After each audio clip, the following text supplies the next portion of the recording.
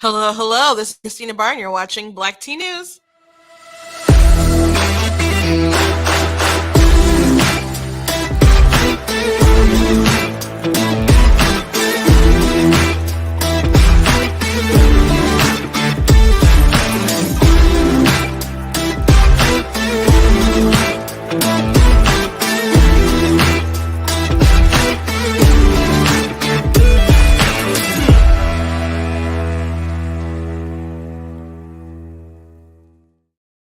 Hello, hello. Welcome to Black Tea News. I'm your host, Christina Barr, and today we're going to be talking about this this clip that's been going around from the She-Hulk show that dropped, I guess, yesterday. Full disclosure, I don't plan to watch it, but it was so cringe that I just had to share. People were talking about it, and people just don't understand the audience or whatever that Disney is trying to appeal to. It's just, and maybe they do stuff because they know it's reactionary. We'll talk about it. I'm sure that plays into it. And if it doesn't do as well, they can be like, it's because of these sexists. But it was just full feminist cringe. So we're going to talk about that today. Also, Sam Harris, who we talked a lot about yesterday, atheist intellectual who fancies, all things the truth, talked about how he was totally okay.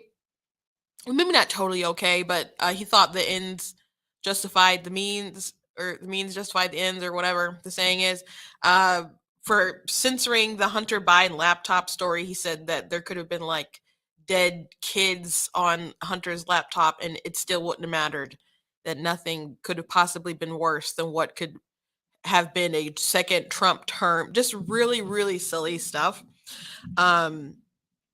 He doubled down on it. Like he's like, well, stuff that I said was unclear. And I'm like, no, it's really clear when you say that you'd be okay with dead kids on the laptop. Not okay with dead kids, but that wouldn't be like, maybe we need to do something about this the guy being president, or his dad being president. He just that stuff was very clear. And I'm gonna read his comments just to be fair, but he really didn't do anything to make himself sound more moral. So I think it's important to go through it and really just point out that Sam's totally missing the whole point, the ball, why his whole rant was unethical. And also, I read this great article today by a former Playboy writer who is, I guess, politically homeless, really. Um, but she wrote a great piece after she had started on before, but she recently read a book about how feminism and all that stuff has not helped women in the world and stuff. And it really encouraged her to go ahead and finish writing a piece that is just really good. So I wanted to share it with you guys and go through it and talk about some of those themes. But it's a really good read, and I hope other women will listen to her story and how much she's learned from her experiences. Because it's, I don't know, so many people want the freedom to make the same mistakes, but I'm like, and there's a DC Talk song called some people have to learn the hard way. I'm not like one of those people. Like I can hear your story and be like, I don't need to go through that. Thanks for the wisdom.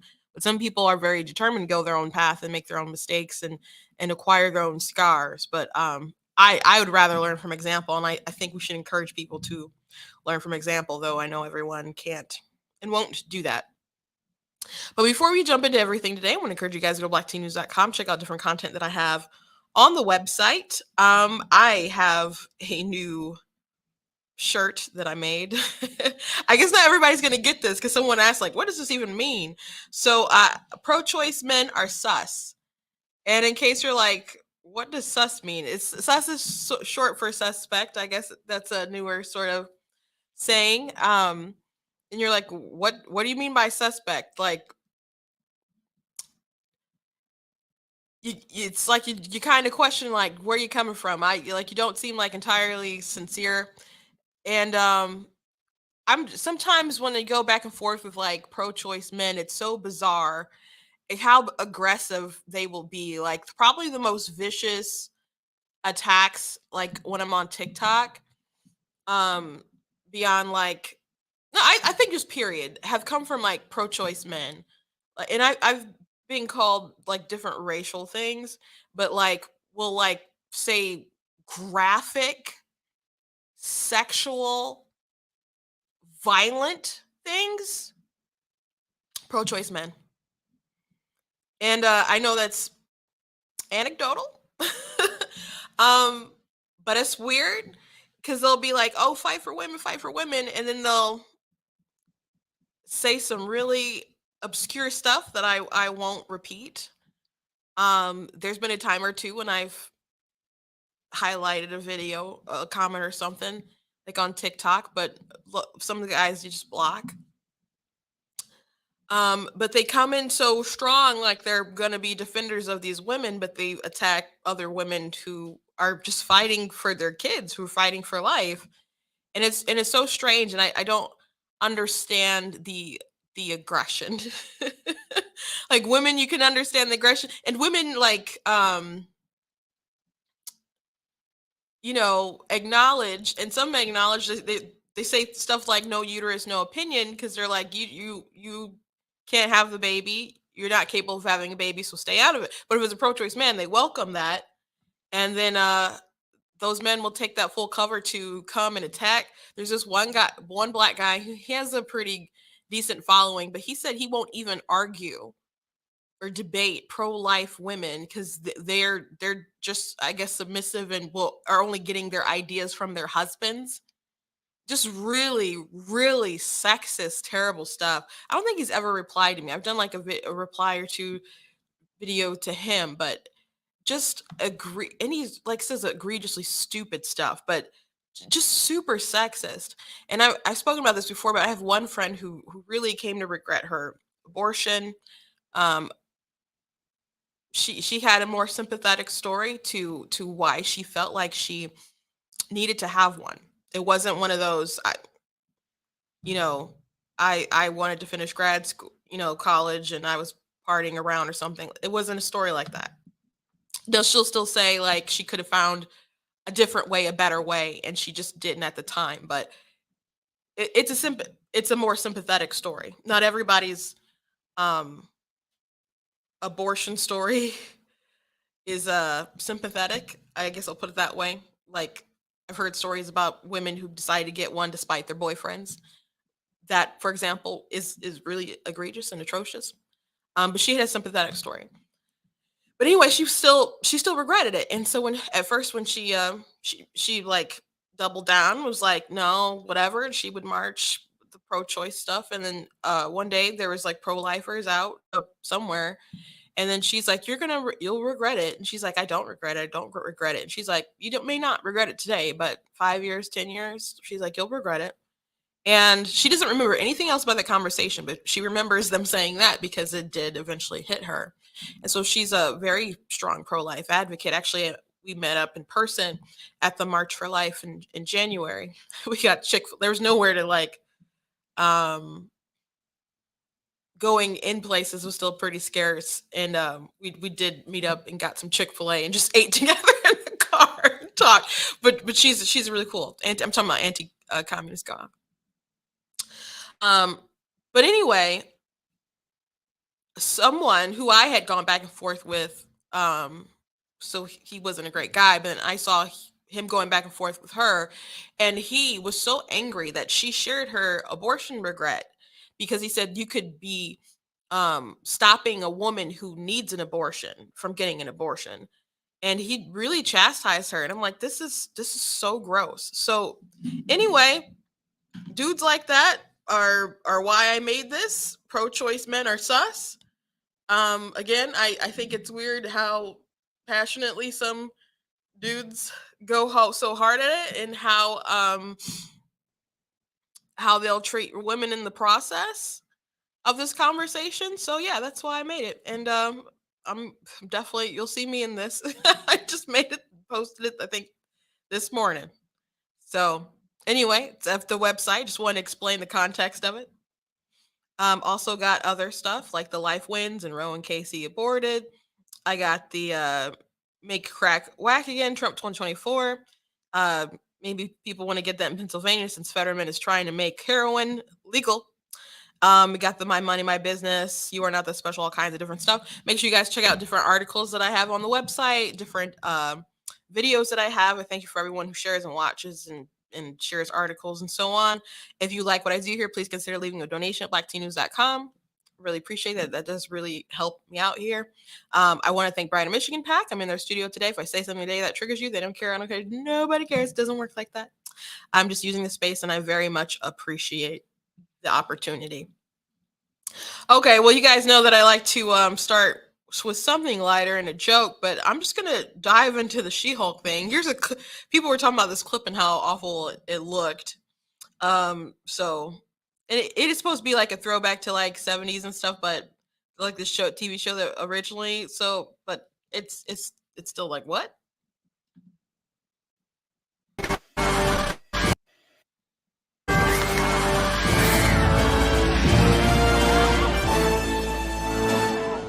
Who the Oh, it looks like it's paused. Hmm. Not sure what's going on there. Let me try to repost it differently. I tried to share my screen. It looks really wacky though. I hope it is okay. Not sure why it kind of glitched there.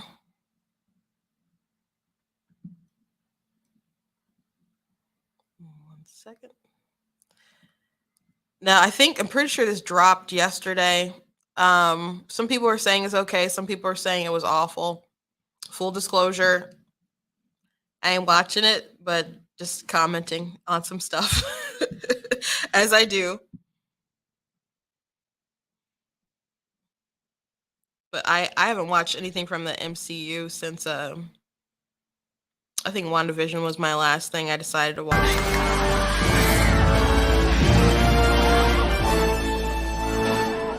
Who the hell are you? Jennifer Walters, attorney at law.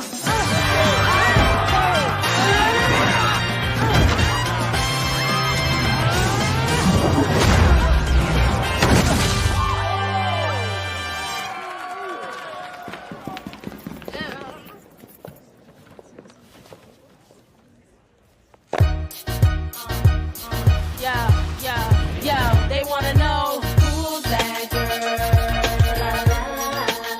Come on, who's that girl? I'm ready to give my closing argument now. Yeah, so people were like, "What did I just watch?" I get the cuts were like all the cuts were just like, "Ooh." It is supposed to be like a comedy. Now, She-Hulk is a character like Deadpool who breaks the fourth wall. Her books are a lot lighter. They're a lot more fun, flirty, sexy.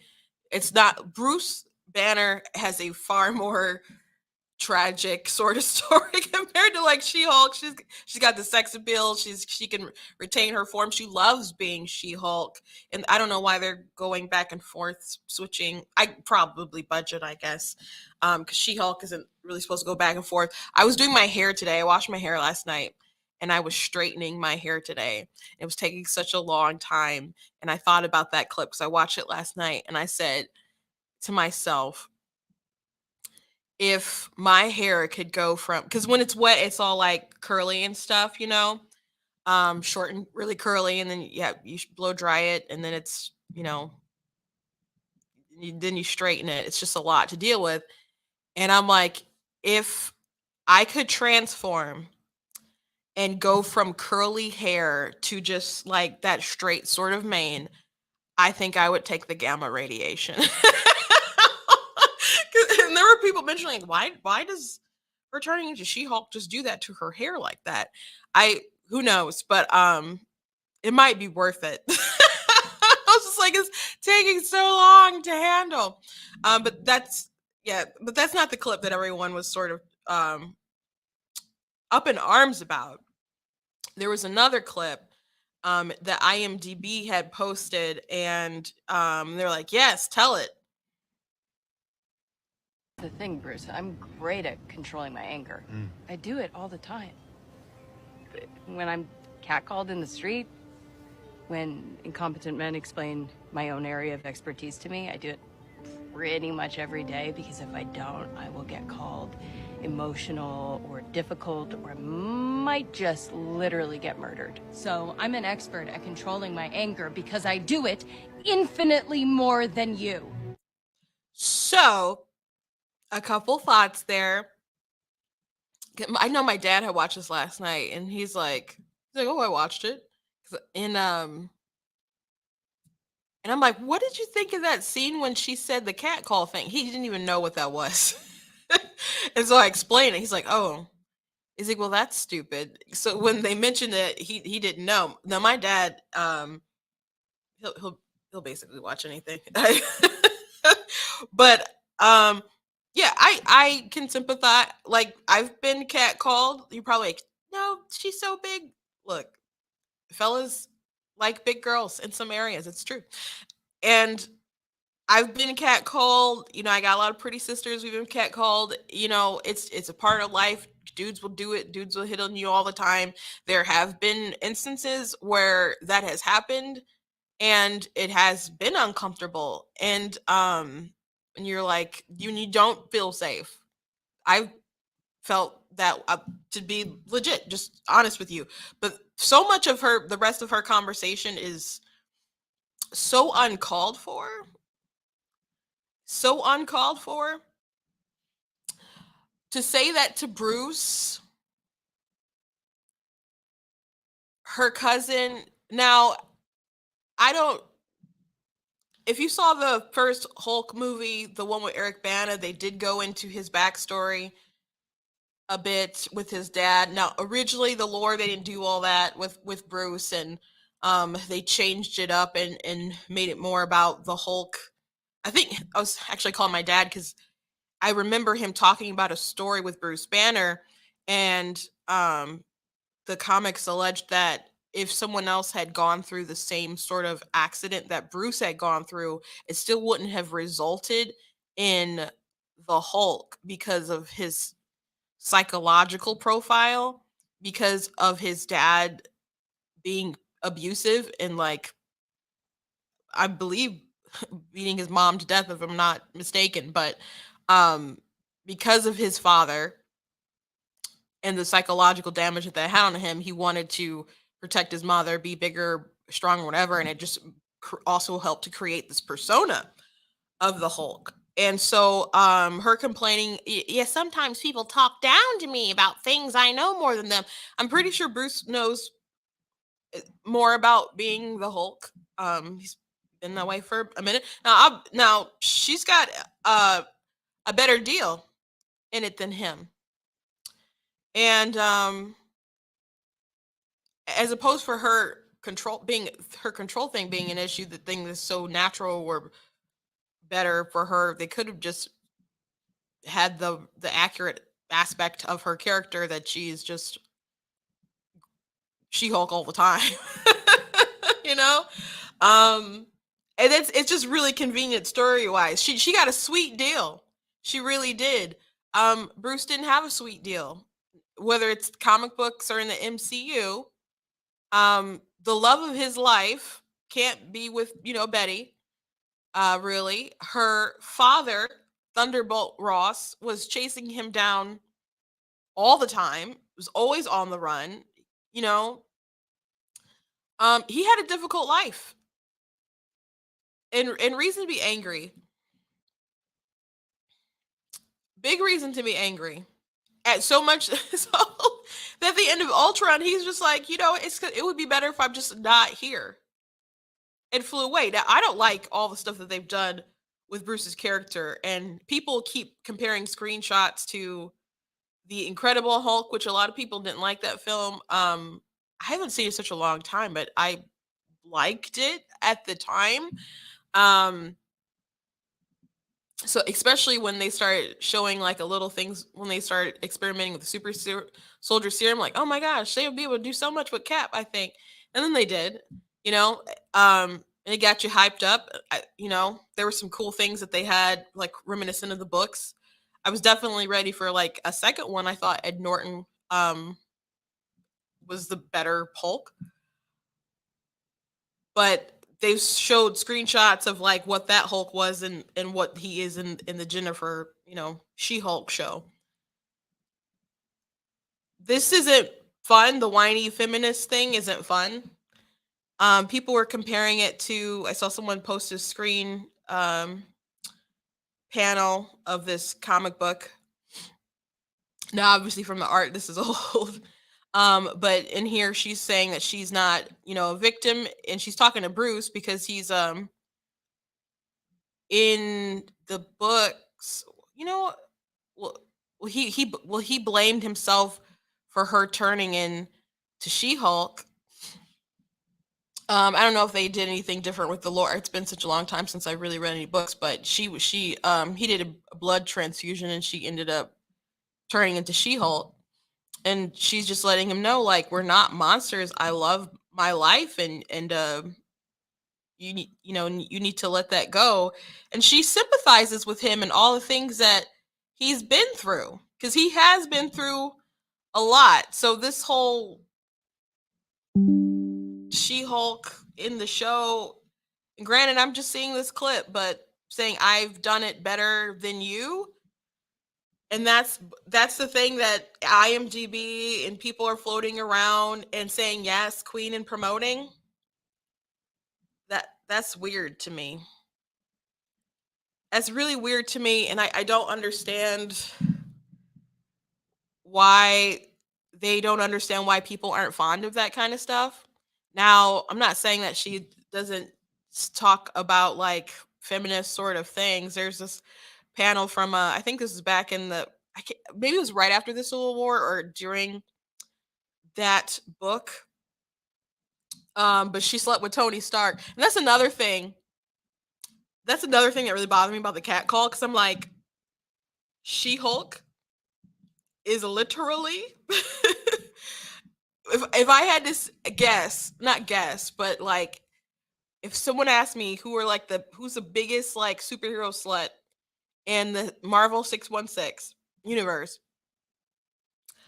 I would either say Tony Stark or She-Hulk.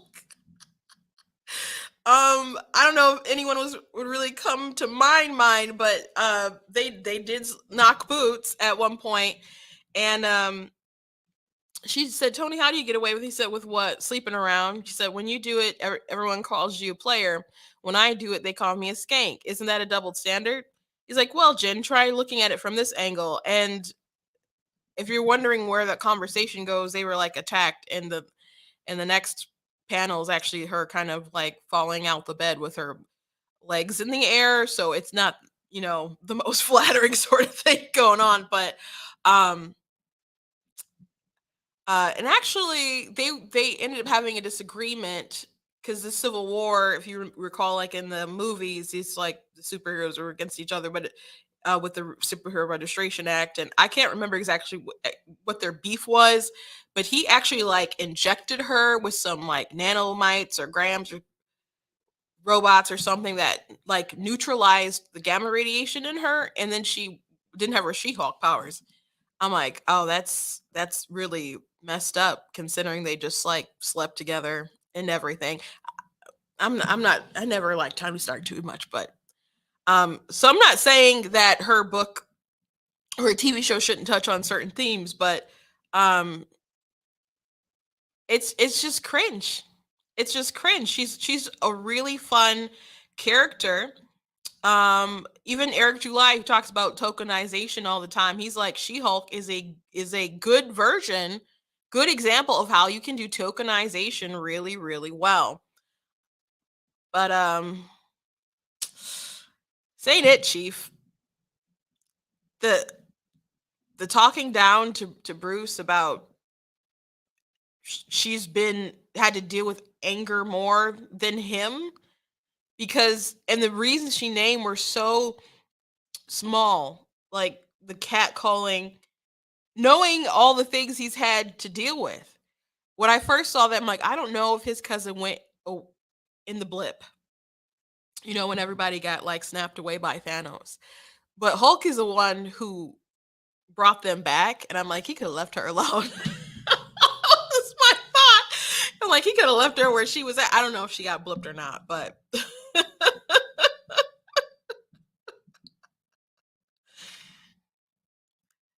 and just sitting there, just lecturing him in that sort of way, even because I don't think they've gone into that detail of his life like that in the MCU. So, but even if he doesn't have that tragic backstory, just some of the things that he's gone through, period, dealing with the Hulk,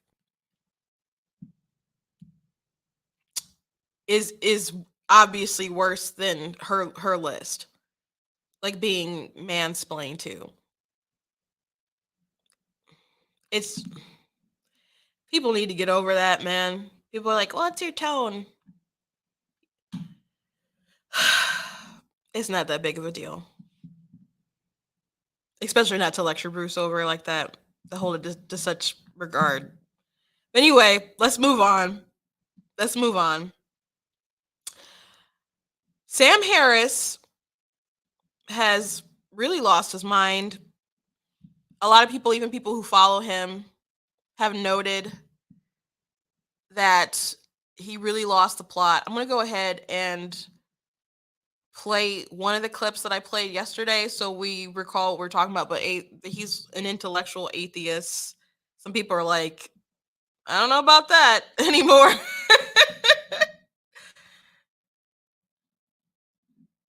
But that's what he's supposed to be.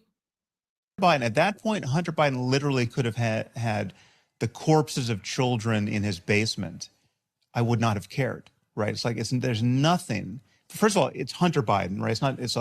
It's not Joe Biden. But even if whatever scope of Joe Biden's corruption is, like if we could just go down that rabbit hole endlessly and understand that he's getting kickbacks from Hunter Biden's deals in Ukraine or wherever else, right, or China, it is infinitesimal compared to the corruption we know Trump is involved in. It's like a firefly to the sun, right? I mean, like there's just it doesn't even stack up against Trump University, right? Trump University as a story is worse than anything that could be in Hunter Biden's laptop, in my view, right? Now that doesn't answer the people who say it's still completely unfair to not have looked at the laptop in a timely way and to have shut down the New York Post's Twitter account. Like that's just a conspiracy. That's a left-wing conspiracy to deny the presidency to Donald Trump. Absolutely, it was absolutely right. But I think it was warranted, right? And again, it's a coin toss as to whether or not Sam, I'm sorry. That particular piece. I'm really sorry. I was the one that said we should move on, but you've just said something I really struggle with there, which is the kids in the basement. No, fuck the kids in the basement. I'm interested in democracy. You're saying you are content with a left-wing conspiracy to prevent somebody being democratically re-elected as president. Well, no, I'm content. Well, but the thing is, it's just not left-wing, right? So Liz Cheney is not left-wing, right? Liz Cheney is doing everything in her power. You're content with a conspiracy to prevent somebody being democratically elected. But there's nothing conspiracy. It's not. It was a conspiracy out in the open. But it doesn't matter if it was. It doesn't matter what part's conspiracy, what part's out in the open. I mean, I think it's like if people get together and talk about what should we do about this phenomenon. If it's like if there was an asteroid hurtling toward Earth, and we got in a room together with all of our friends and had a conversation about what we could do to deflect its course, right? Is that a conspiracy? Like some of Oh boy. So Sam has tried to clarify his statements, and you can let me know if you think he did himself any favors. Um, there's a podcast clip circulating that seems to be confusing many people about my views on Trump, which is understandable because I wasn't speaking very clearly. I was that not clear? It was clear. It seemed pretty clear. But let's go on. Uh, so for what it's worth, here is what I was trying to say. One second.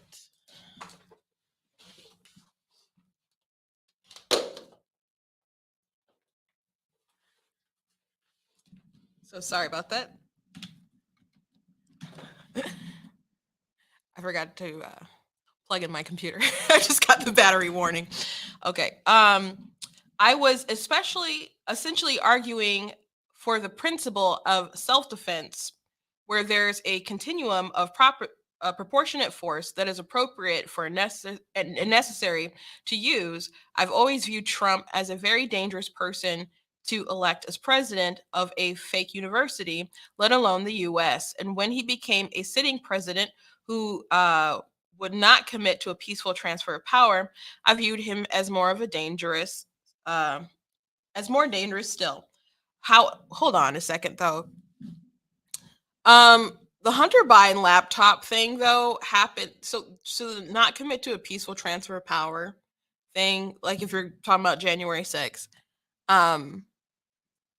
which was a riot broke out, sure, but it wasn't like a coup.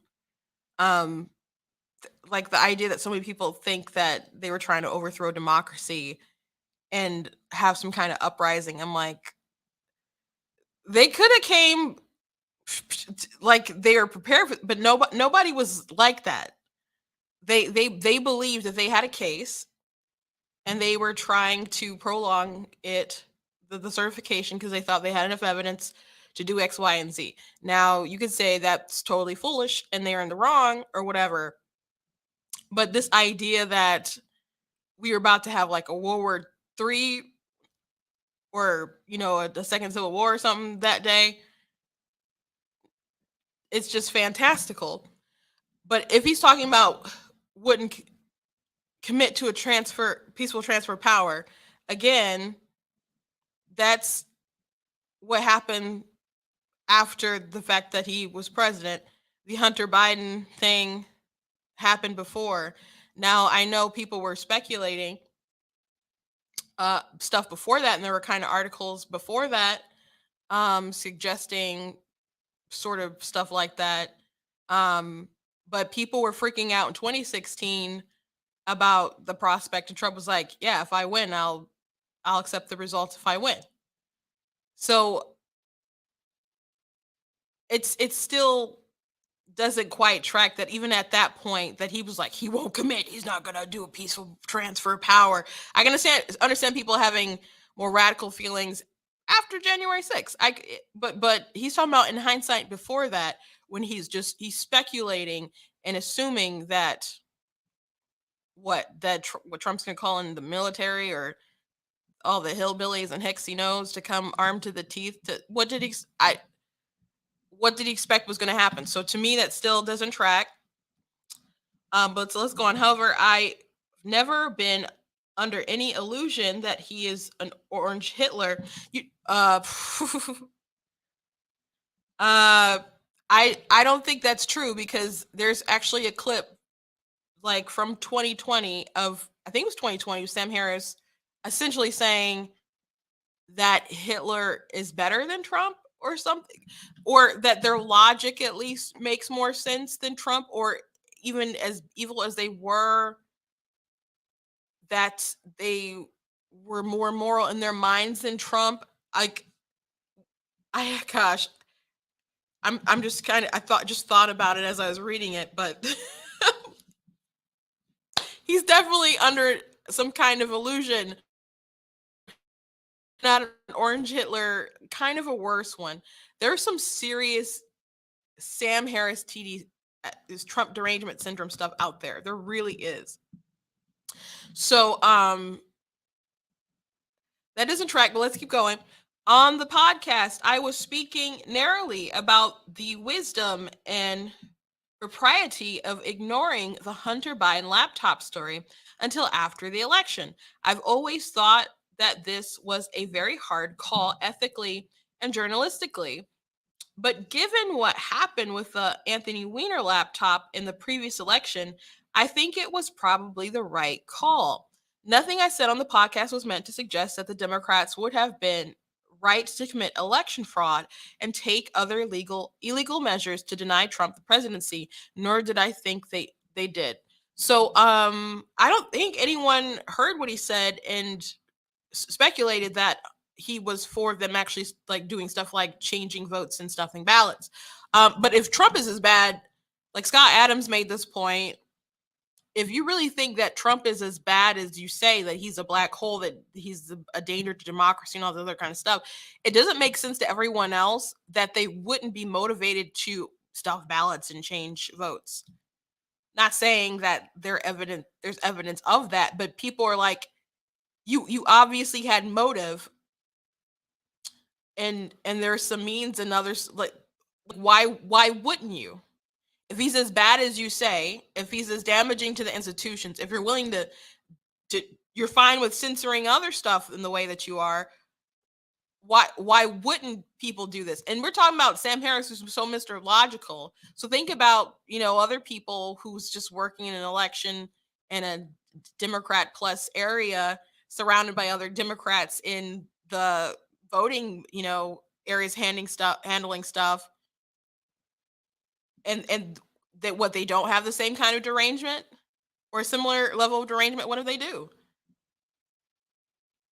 So this sort of talk really gets people upset and suspicious and concerned what will happen when more people like that acquire more power. Now, another weird thing, going back to the ignoring of the Hunter Biden laptop and comparing it to Anthony Weiner's situation, and whether it's a hard call ethically and journalistically. So the New York Post decided to post it. And by the way, New York Post is like the oldest paper in the country, I believe. And they posted it, and the social media techs or whatever decided to censor the story.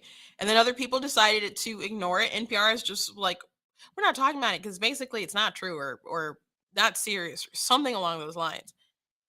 So other journalists ignored it, and you can, if they didn't believe it was true, because it's a weird story, it makes a lot more sense when you remember that Hunter's like a crackhead and stuff, but like, it was true. People were like validating, replying to certain emails, like kind of confirming that they were true. But the press didn't want to cover it because they wanted their guy to win. Let's just be legit. Let's be for real. And then they had all these experts that signed on and said it was Russian disinformation. It obviously was not. So isn't that concerning that all of these experts that people want to defer to are willing to lie through their teeth to deceive the American people? Now, if you're not naive, you're probably aware of the fact that like intelligence people probably lie to folks sometimes. But these are the institutions that he so desperately wants to protect. You can't realize that they're flawed, at least, and one-sided. Is that good for our democracy? That's less of a threat than Trump? I don't think so.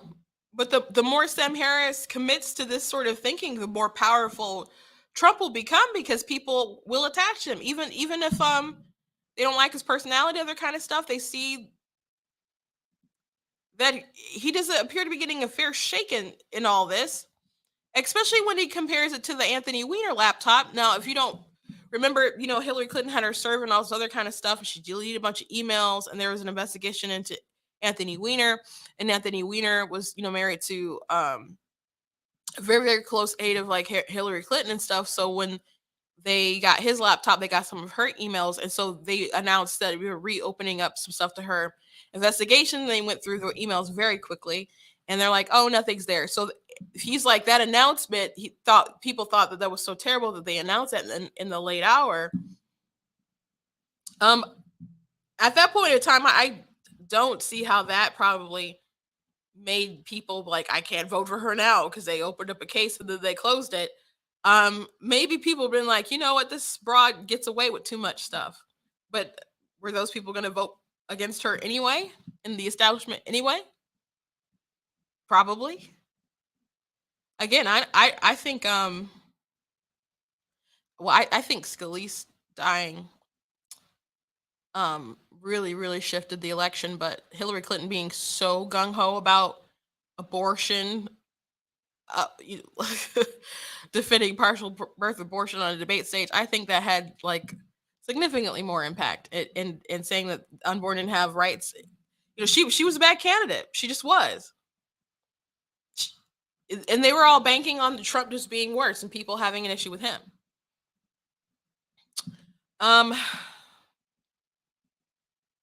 Again, I don't think anybody heard him, and he clarified and made it clear that he wasn't talking about Democrats stuffing ballots, but that wasn't the issue. That was the issue that he's okay with the fact that they suppressed this information that another newspaper put out that was accurate, because they didn't feel that American people should know that information because they want to get the result that they wanted. That's super unethical. Super unethical. And for someone who wants to pursue truth, it's just really remarkable. Really remarkable. But Sam Harris, I think, is gonna keep digging his grave about this. We'll see how far he's willing to go. Okay, before I go, I want to cover this story. It's from Bridget Pletsy, and it's called "I Regret Being a Slut," and it's in her Substack Beyond Parody. But it's a really great article. I'm gonna read through it really quickly. Just trying to zoom in a little bit.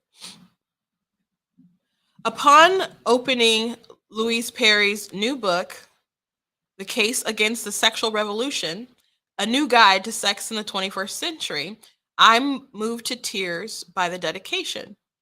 For the women who learned it the hard way. Unlike many other people who have read and reviewed Perry's work, reading her book wouldn't be some academic exercise in contemplating how liberal feminism has let her women down. It wouldn't be evaluating what those poor sluts over there have endured in the wake of the sexual revolution. Reading her book was personal. I'm one of those sluts. In a case study for her thesis, A Cautionary Tale, I knew this book was going to be difficult, and it made me realize it's time to finish this essay, one I've been trying to write for years. It's tough. It's a tough needle to thread. I'm grateful for the ability to control my reproductive cycle and make my own money, but that freedom has come at a price. The dark side of the sexual revolution is that even though it liberated women, unyoking sex from consequences has primarily benefited men. I just want to make it clear. I am reading an article in case someone's like, she said what? It ain't about me, Chief. I was first inspired to write this piece when I was 19 years old, when I used to wait for tables and with I'm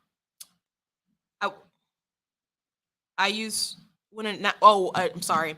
I was first inspired to write this piece when a 19-year-old woman I used to wait tables with asked me, "Bridget, have you ever regretted having sex with a man?"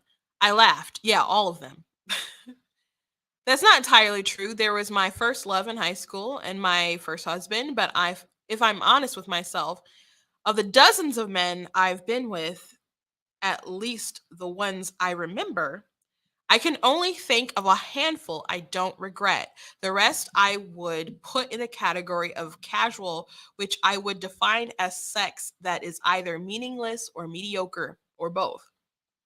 If I get really honest with myself, I'd say the most of these usually drunken encounters left me feeling empty and demoralized and worthless.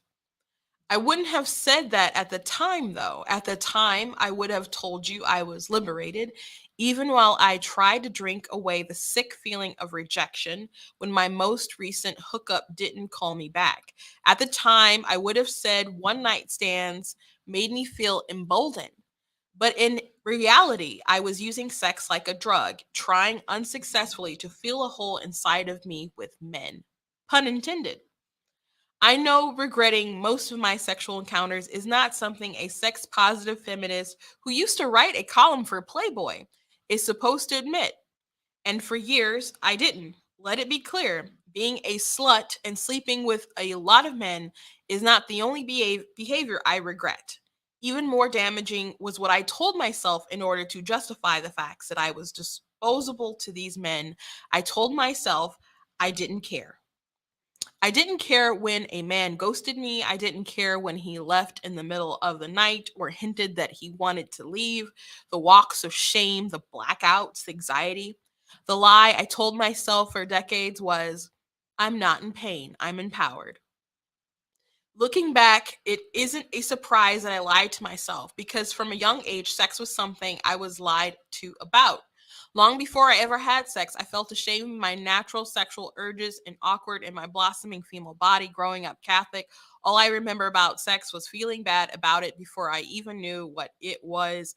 I only knew that sex before marriage was wrong. Even the thought of a sexual act or masturbation filled me with debilitating guilt. The first time I kissed a boy, I was convinced I'd be punished, struck down by an angry, misogynistic God. As I got older, I was told to guard my virginity. Well meaning mothers and aunts were clear that I needed to withhold sex in order to get a man to love and respect me. Sex was a commodity, a priceless gem I had to hang on to that increased my value the longer I held it. It made me feel like property. And although I don't think that was the intention of the wise women who had learned their own lessons the hard way, for me, sex became extricably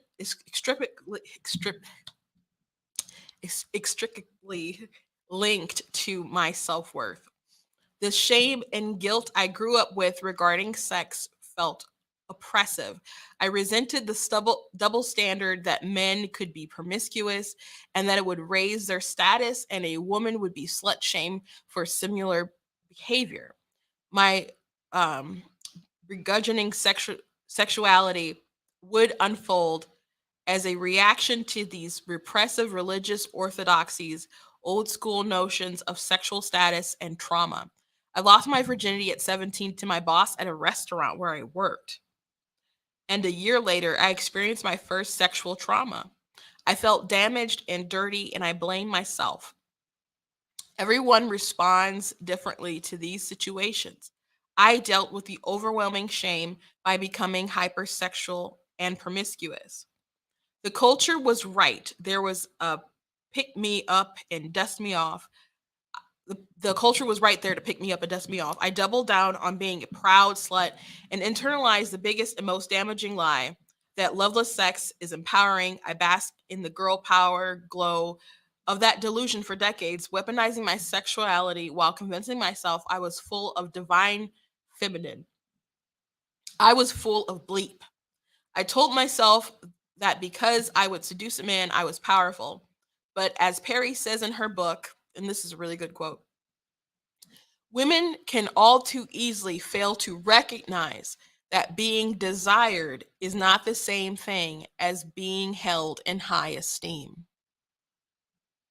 It's a good line. Deep down inside, I knew that to be the case. But as a defense mechanism, I crafted a man-eater persona. My mantras were rigid. You can either have a career or a relationship, but you can't have both. Intimacy is creepy. Motherhood and children are a trap. Sex is only about power. Another set of lies built on trauma.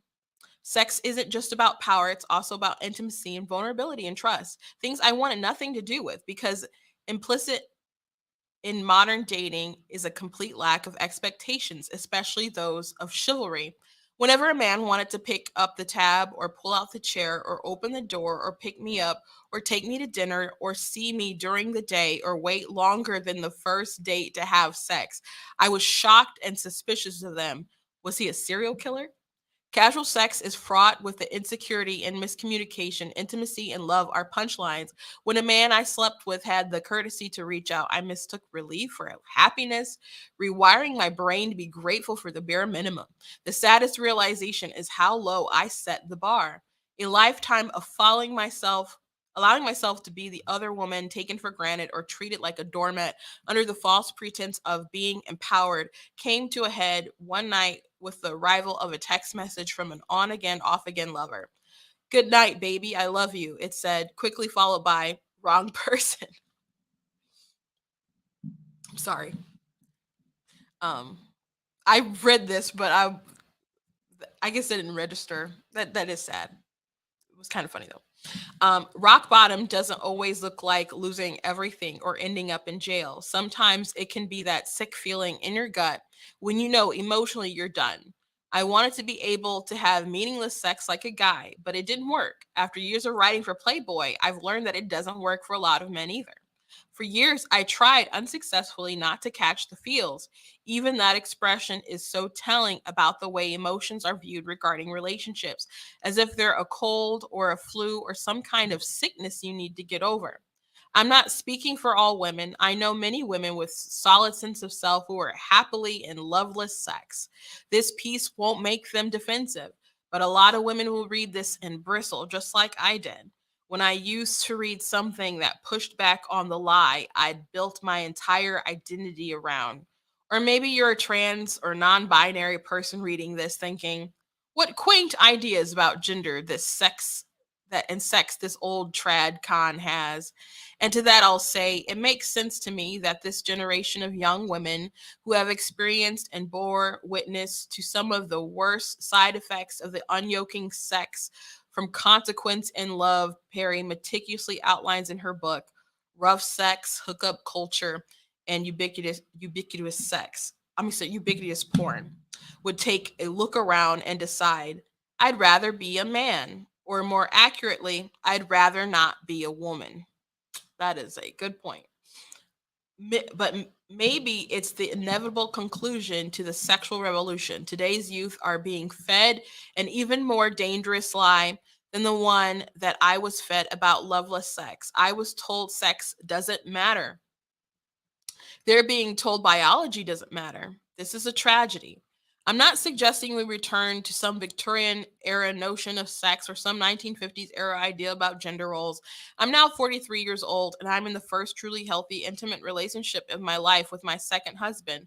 We recently had a daughter, and in the wake of her birth, I've been thinking a lot about the conversations I'm going to have with her and the conversations I wish I could go back in time and have with a young Bridget. I tell her sex can be empowering when you're coming from a position of healthy self esteem. If you're coming from a place of trauma or insecurity, casual sex won't heal that.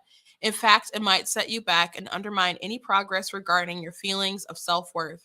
If you know your value, you're less likely to sleep with someone who doesn't value you. Cherish yourself and you will be cherished. You shouldn't have to withhold sex for a man to respect you. He should respect you regardless. Sexual empowerment has nothing to do with how many people you do or don't sleep with. It has to do with how comfortable you are in your skin, no matter your decision. It's not about waiting until you're in love to have sex. It's about making sure that first you love yourself. Don't ignore that nagging gut instinct telling you sexual liberation leaves you feeling unfulfilled. You can still be sex positive and accept that for you, sex can't be liberated from intimacy and a meaningful relationship. I regret being a slut. I regret it because I regret that those men can say they slept with me. Still, that's how I know I finally value myself. Every woman should feel this way. Sleeping with me is a privilege, and you have to be worthy. So that was a great article from Bridget. Um, she's been going through like quite a political journey. Um, but she's over the past couple years, but I think mostly kind of finds herself or fancies herself kind of a more politically homeless person. But I think her critics would say she leans more toward the right, certainly not as right as myself, but I think she makes a lot of good points and a lot of I saw people in the comments saying I'm going to share this with my daughter. Um there's so many people who go to the gender identity thing or abortion and just a host of different social issues today that at the root of it people are just really unhappy with themselves and they're trying to fulfill something and they turn toward some kind of gratification with their body or changing their body, rejecting their body, and ignoring the fact that there's some things internally that they need to work out. And I think a lot of people can I pray they find the Lord. That's what I really hope for a lot of people. But I I keep thinking about this video, and I've mentioned it before, of these young girls in the park. Actually, I found it on my Google Drive. I couldn't find it on TikTok, but I did save it and send it to myself. So I'll have to play it maybe next week for you guys. Um, but it was like just a group of girls, and one of them announced that they were now a boy, and they all started like applauding. Were really happy about it. And it was so sad to me that all these young girls were just so happy that to what no longer identify as a woman. And she mentioned, that it's not so much maybe that they'd rather be a boy, but they'd rather just not be a woman. And I've heard so many stories from people who were dealing with internalized misogyny, and that's how they kind of came to that conclusion that they were trans. You know, when they detransition, and a lot of people don't have the space to really work out those issues because they're so gung ho on the train. But I hope a lot more people will read her piece and really reflect on it and make some adjustments with their lives. But I hope you guys enjoy the show today. Please check out my website, blacktapenews.com. Check out different articles and content that I have on the site. Again, I just dropped this pro-choice pro-choice men are sus.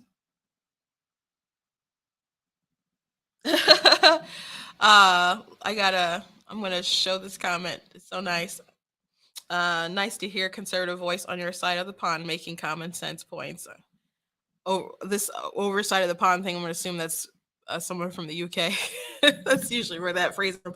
Yeah, well, I'm trying out here, trying to do my best. Thank you guys for joining me. Make sure you guys are liking, subscribing. All my handles are at Black Tea News, Black like the color, tea like the drink, with the exception of Twitter. That one's at True Black Tea. God bless you guys, and I will see you on Monday.